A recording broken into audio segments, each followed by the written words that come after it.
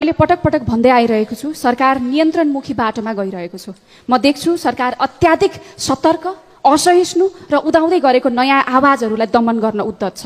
यसले के देखाउँछ भने सरकारले जनविश्वास गुमाइसकेको छ र गम्भीर सङ्कटमा छ। तर सभामुख महोदय, यो सङ्कट सरकार आफैले निम्त्याएको हो। सरकारले कानुनलाई न्यायको तराजु बनाउनु पर्ने थियो, तर प्रतिशोधको तरवार बनायो। उदाउँदै गरेको नयाँ शक्ति जो यही गणतन्त्रमा जन्मिए, हुर्किए र लोकतन्त्र जोगाउने पहिलो पंक्तिमा उभिन सक्थे, उनीहरूलाई नै झुटा मुद्दा लगाएर दमन गर्ने प्रयत्न गरिरह्यो। सदनमा प्रश्नको जवाफ नदिने, उल्टो प्रश्न गर्ने सांसद होच्याउने, पत्रकारहरूको पास खोज्ने, सामाजिक सञ्जाल नियन्त्रण गर्न विधेयक लिएर आउने, निषेधित क्षेत्र घोषणा गरेर सडकहरू कब्जा गर्ने, यी सबै नियन्त्रणमुखी शासनका लक्षणहरू हुन्।